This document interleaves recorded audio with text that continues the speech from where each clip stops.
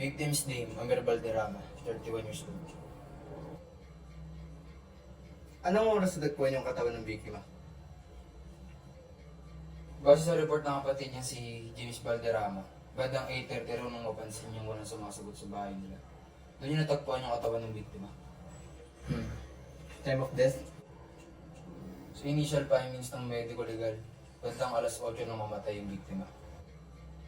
Cause of death? Base sa unang obserbasyon, nakitang may sugat sa ulo yung biktima. Nakita rin yung murder weapon sa bandang paa niya. Tapos nakita rin na may pasasya sa mukha at braso. Sige, salamat, buddy. Wait lang, kausapin ko na si Mr. James. Mr. James Valderrama, pwede ba kita makausap saglit? Ano po yun, sir? Kita mo ulit nakita yung kuya mo bago siya patayin. Bumisita po ako dito sa apartment ni Kuya para sana kamustahin siya. Nalig din po ako ng trabaho, kaya dumanda rin po ako dito. Anong oras ka pumunta rito? 6:30 po yung out ko sa office. Kaya, let's say, mga kalahating oras po yung biyahe ko mula ron hanggang dito. Bali mga 7 o'clock ka dumating. Opo, sir. Mga ganong oras po. Ilang oras ka nagtagal sa loob? Saglit lang po ako, sir. Malis din po ako ng 7:30. Pero buhay na buhay pa po siya noon. Bago ko umalis, hindi ba kayo nagkalitan or nag-away or what? Hindi po, sir. Goods po kami bago ako umalis. In fact, dinalhan ko pa po siya ng inumin eh. May nakwento ba sa'yo yung kuya mo na may nakaway siya? O may kakilala ka ba na pwedeng gumawa nito? Wala po eh. Tahimik lang kasi si Kuya. Pero, actually, isa lang yung kilala kong kaibigan niya.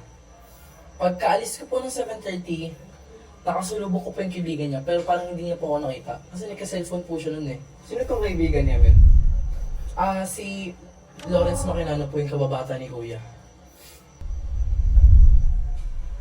Sige, kakausapin din namin siya.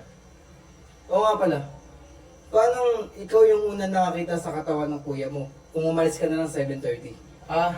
Umalik po ako ng 8:30, sir. Kasi iniiwan ko po yung cellphone dito kala Kuya.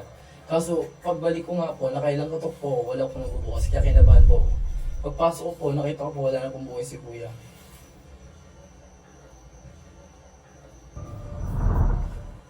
Sige, salamat. Mauna na rin kami. Bali, tara na.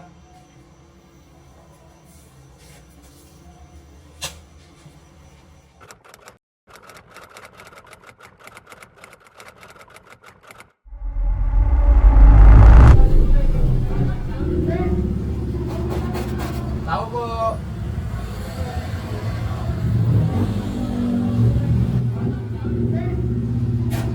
Sandali lang, ito na. Good morning, Sir Lawrence. Pwede ka ba namin makausap? Ay, good morning po, sir. Sige po, pasok po.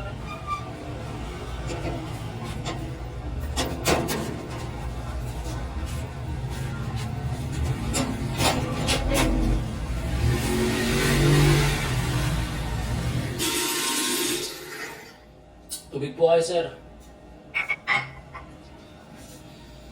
So, sir, tungkol saan po pala to? Yung kaibigan mo, si Amir Valderrama, natagpuan patay kagabi sa bahay niya. Ha? Magkasama na kami kagabi nun ah. Kaya nga, nung i-interview namin si James, nakita raw niya kagabi pumunta kila Amir.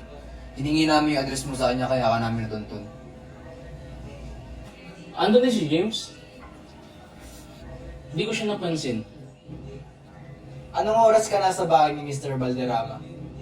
Sa pagkaalala ko, dumating ako na ng 7:30. Anong ginagawa mo sa bahay ni Amir nung gabing namatay siya? So yun nga, pumunta ako sa bahay niya para mag-usap kami. Tapos, may nalaman din kasi ako na may nangyayari sa kanila ng girlfriend ko. Siyempre, di ba? And yun, kinausap ko naman siya ng masinsinan. And medyo siya, tinaasan niya yung boses siya sa akin. So ako naman, umalis kaagad ako para yung usap namin, wala magkaroon na tension. So, yun. So di pala naging maganda yung usapan nyo kagabi. Hindi po eh. Nagkasakitan ba kayo? Pinausap ko lang po talaga siya nun. Wait lang. Tingin niyo ako pumatay kay Amir? Galit ako sa kanya, oo. Pero wala akong motibo patayin siya para lang sa babae. Eh, turing ko nga dun, parang kapatid ko ni. Anong oras ka umalis sa bahay niya? Pagtapos namin mag-usap, umalis ka agad ako ng 7:45. Alam mo, Lawrence, ikaw ang primary person of interest sa pagkamatay ni Amir dahil sa galit mo sa kanya. Tandaan mo, maraming kayang pumatay para na sa pag-ibig. Maniwala po kayo, sir. Wala po akong intensyon patayin si Amir. Nag-usap lang po talaga kami, tapos umalis na po ako kasi ayoko pasabayin yung init ng ulo niya. Sa ngayon, i-detain ka muna namin sa presinto hanggang matapos ang investigation.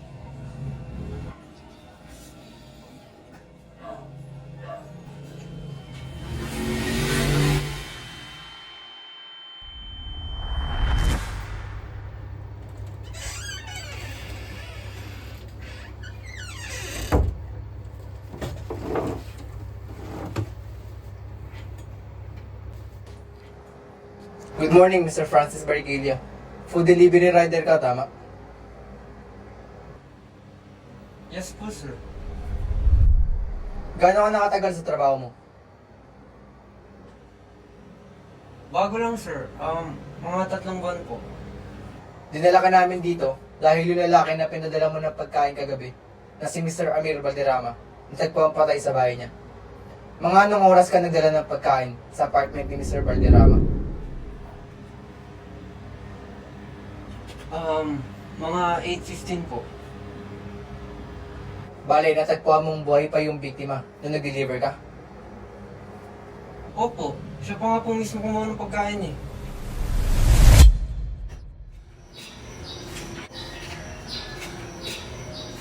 Opo, delivery. Deliver, 200 total. Thank you po, enjoy.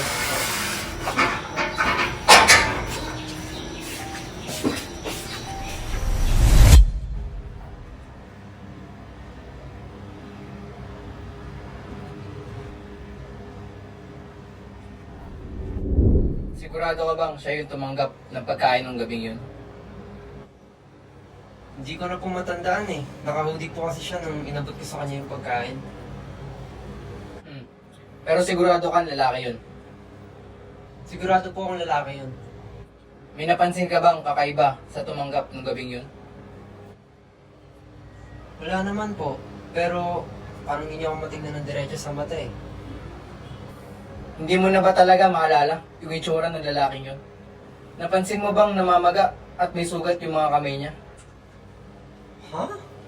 Pero malinis pa yung kamay niya nung inabot niya sa akin yung bayad eh. Sige, thank you Francis. Ingat ka.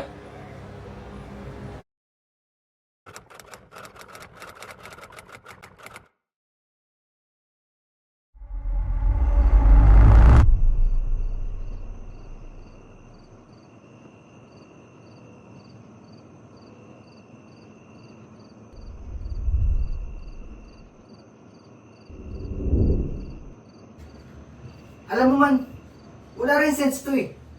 7:30, umalis si James. 7:45, umalis si Lawrence. 8 o'clock, ang time of death. Tapos, 8:15 na-deliver si Francis, pero buhay pa yung biktima. Paano nangyari yun? Alam mo, may nagsisinungaling sa kanila eh. Kasi di naman tayo sigurado na si Emil yung kumuha ng delivery ng gabing yun, di ba?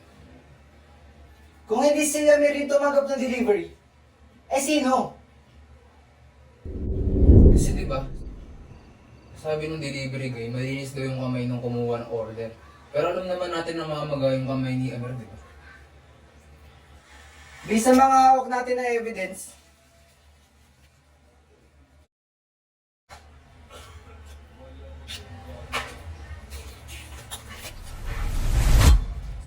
si Lawrence ang primary person of interest dahil siya ang huli nakita ng kasama ng biktima. At pwedeng patay na si Amir bago pa dumating yung delivery rider.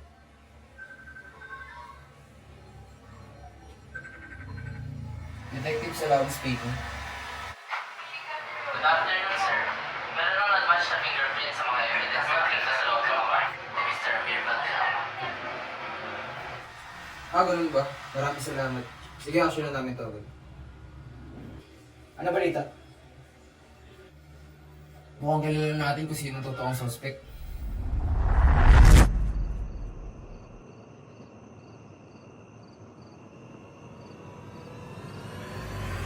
Okay po, sir. Di na kami magpapaligoy-ligoy pa.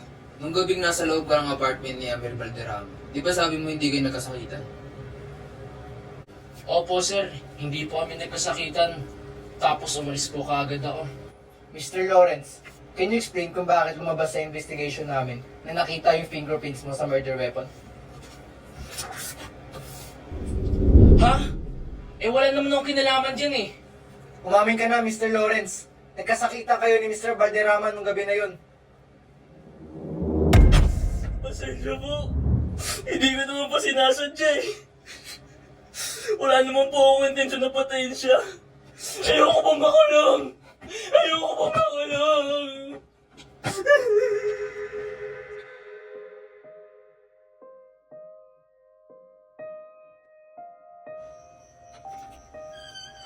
Hey, pre.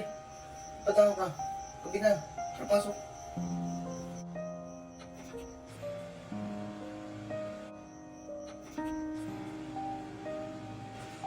Hey, pre.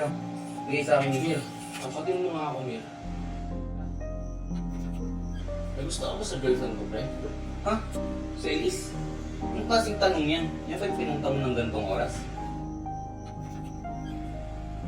Bro, sagutin mo na yung tanong ko. Please. Sira pala yung utak mo eh. Paano ko magugustuhan yan eh? Hindi ko pa nakikita yun eh. Sinungaling? Eh ano to?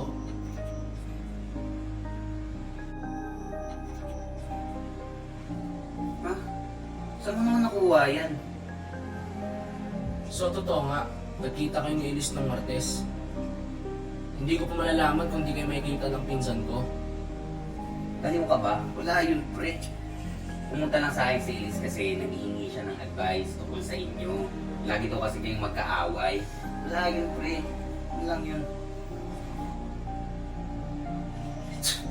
Hihingi na ng advice, kailangan pa personal. Yan ang pakialam mo kung nag-aaway kami ng shota ko. Hindi porkit mo isa lang sa bahay mo, lalandi mo rin shota ng tropa mo. Hindi mo rin eh, no? Yang kati ng katawan mo, ilugar mo. Sumusobra ka na.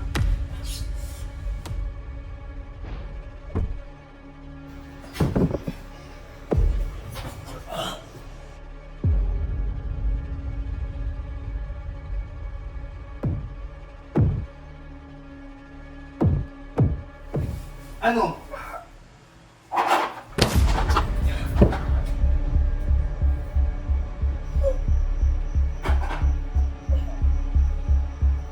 Amir. Amir, Amir. Hindi ba eh? Kapay na ako. Kapay na matay. Kapay na matay.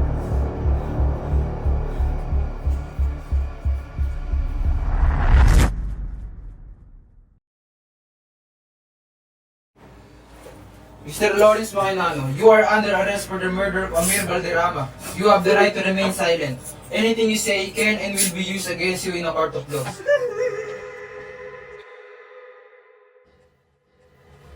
Case closed, pare. Oo, pre. Nice one. Pero pre, hindi mo ba napapansin, pre? Parang may mali pa rin eh. Bakit? Umamin naman na si Lawrence. Sa bagay, siguro.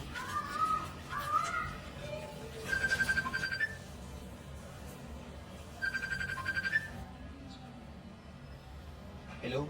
Detective Abanyo speaking. Okay, thank you.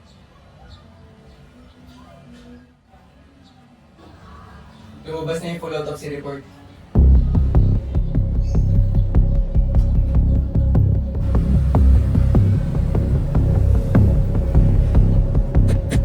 Tao po.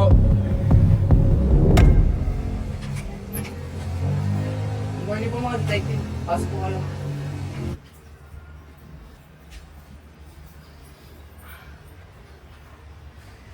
Salamat po ng marami sir kasi nahuli niya na po si Lawrence. Siya rin kasi talaga yung pinag-iinalaan ko pumatay kay Kuya eh. About that, pumunta kami rito para sabihin nagkamali kami. Hindi pa tapos ang investigasyon dahil hindi si Lawrence ang pumatay kay Amir. Ha? Eh sino? Ikaw. Lumabas na yung full autopsy report. At ang sabi rito ay primary cause of death, acute cyanide poisoning by ingestion of contaminated food. Namatay siya dahil nilason siya. Ikaw yung tumanggap ng delivery. Seryoso ba kayo dyan? Parang imposible naman yun. Kasi 8:30 ako bumalik sa apartment ni Kuya eh. Patay na si Amir nung dumating si Francis, yung delivery guy. And that explains bakit malinis at walang sugat yung kamay na tumanggap ng pagkain. O bakit hindi si Lawrence? Paano kung siya talaga yung namasan kay Amir? Kasi sila naman huli nagkaaway at nagkasakitan eh. Osi, paano mo naman nalamang nag-away si Lawrence sa Amir? Wala naman ako sinasabi nag-away sila. Kasi all that time, nandun ka lang.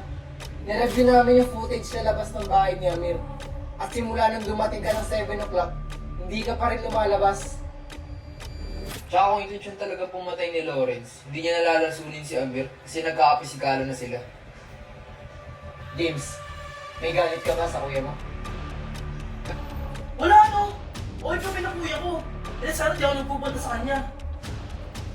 Sigurado ka? Kasi based sa final investigation, lumalabas na may lason ang inumin ni Amir nung gabing yun. At ikaw ang may dala nun. Hindi ako yan! At wala ring ebidensya na ako ang may dala niyan. Meron, yung fingerprint na nasa inumin sa'yo yun. Tsaka kita rin sa CCTV na may dala kang inumin nung pumunta ka sa kanya. Ang tanong, bakit mo pinatay ang kuya mo? Dahil ba rito? Ano to? Buksan mo.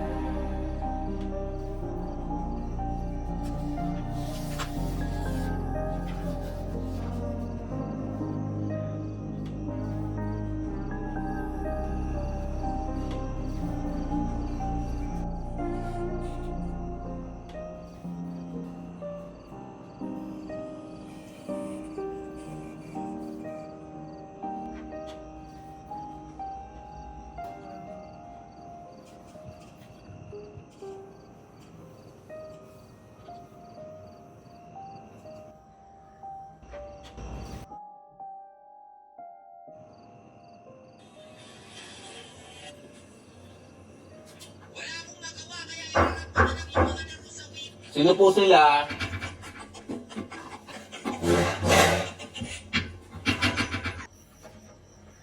Uy, pre, musta? Anong dala mo? Ano nga pala?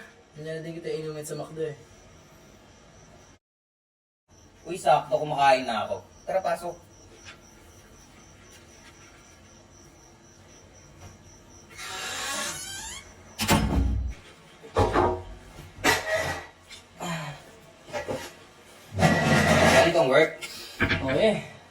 Medyo masama nga araw ko eh. Nagalitan kasi ako ng boss ko. Kupal pala yung boss mo eh. Ikaw ang pinakamagaling nilang empleyado eh. Tapos papagalitan ka niya? Plastic ka talaga, no? Kain ka na. Kuha ka na dito. Isip pa ako eh. Kakain ko lang sa McDo. Kaya may pasulubong ako sa'yo eh. Ayaw mo? Di wag. Grabe, lasing na lasing akong nakaraan. Blackout ako gagi, di ko maalala paano ako nakauwi dito. Alam nga, hindi natin kita pa uwi. Ayaw mo magpakabot sa kakainom eh. Hirap na hirap kaya ako yatid ka.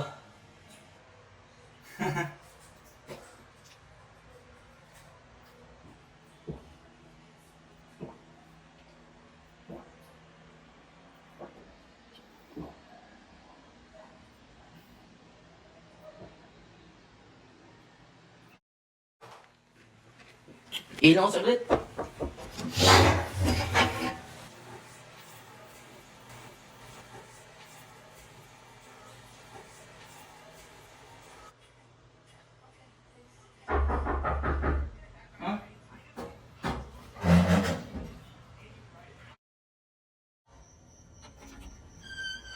Uy pre, padang ka.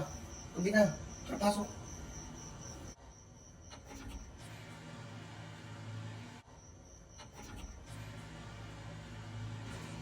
Uy pre oh, bigay sa akin Mir, dito. napatin mo nga ako, Mir. May gusto ka ba sa girlfriend ko, pre? Ha? Si Elise? Anong klaseng tanong yan? Yan ba'y pinunta mo ng gantong oras? Bro, sagutin mo na yung tanong ko. Please. Isira pala yung utak mo eh. Paano ko magugustuhan yan eh? Hindi ko pa nakikita yun eh. Sinungaling? Eh ano to?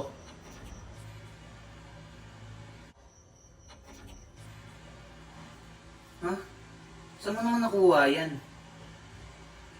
So totoo nga, nagkita kayo ni Elise ng Martes. Hindi ko pa malalaman kung di kayo makikita ng pinsan ko. Baliw ka ba? Wala yun, pre.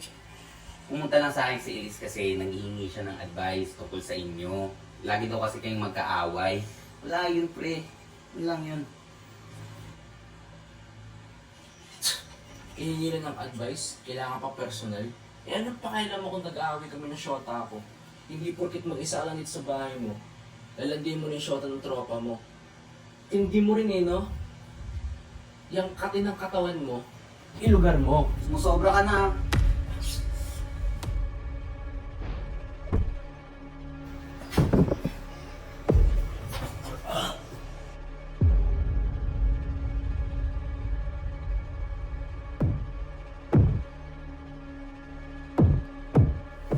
Ano?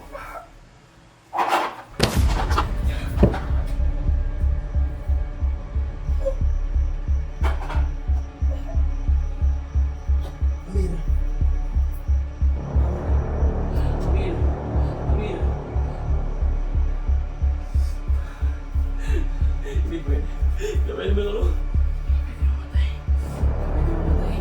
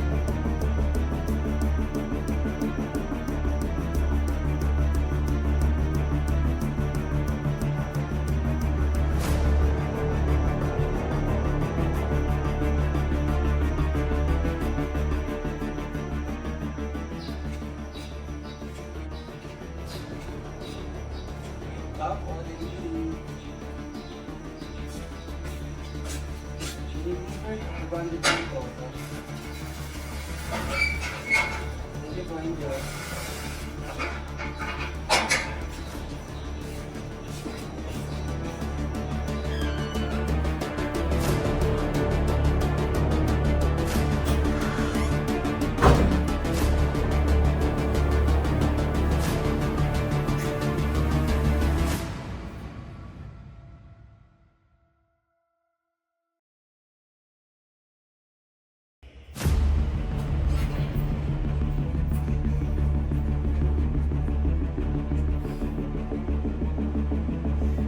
Hello po!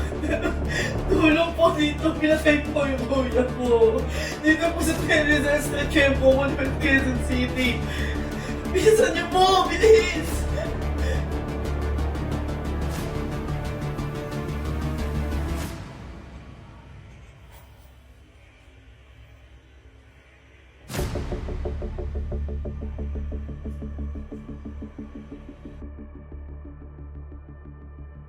James Valderrama, you are under arrest for the murder of your brother Amir Valderrama. You have the right to remain silent.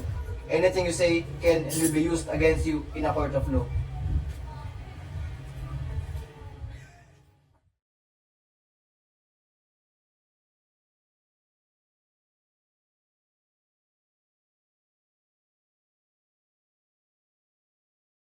Nahuli na ng mga otoridad si James Valderrama, ang itinuturong suspect sa pagpatay sa kanyang nakatatandang kapatid na si Amer Valderrama, na natagpo ang patay sa kanyang bahay pasado alas 9 ng gabi noong Huwebes sa Quezon City.